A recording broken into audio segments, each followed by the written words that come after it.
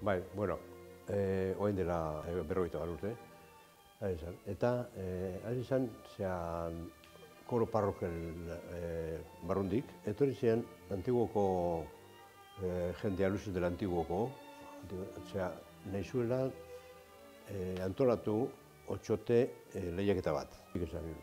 Otxotean, zer da, nekien zer zen otxotea.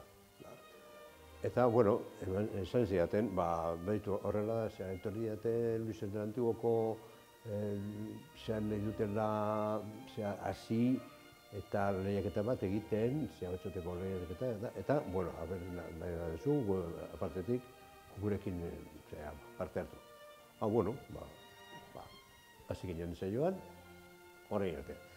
Kamara de Komertzio de Akitania bidez, beraiekin joeten ginen, Marroko zera, Agoferiak, Argelian ere, Frantziako feriak, Japoniara ere, eta guek, aparte, egin genuen Alemania eta Holanda, horko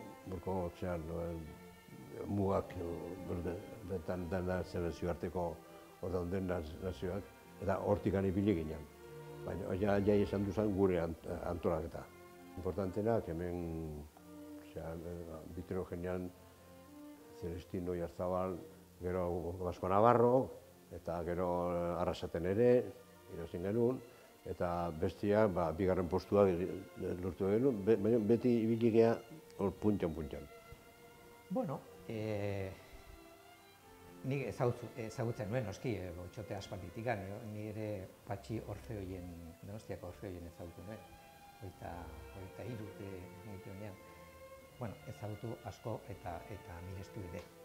Eta, bueno, ni nola hasi nintzen zuzendaritzan, 13 urte duela, Pello Mendizabal zuzendaria zenak, ja usteko asmoa azaldu zuen otxotean, eta hortaz, bai Patxi, bai Ebaristo Zanak, Ebaristo Aizaranek, esan ziaten, hartuko nukeen, zenduko nukeen. Eta horrela, amistade, handia gendulako aspalditikan, urtek dire, lagunak direla, eta ni gustora etorri nintzen, noski. Jo dezagun, urruntasun hori baldima dago, auzoarekin, ertizka eta auzoa, pixka bat hori gerturatu, eta gerturatu nahian, berak esan tezian, egin behar dugu, Añorgan bertan eguna. 50. urte horrena, baina egun bat berezia, eta pixka bat bukatzeko, Añorgan bertan egin, oso tradizionala den mezarekin, geho konzerto bat, eta geho Bazkari herrikoia. Gauza importante dela, auzoarentzat. Halako esbatzare egitea, halako otxote bat egitea. Importante dela. Eta hor bai,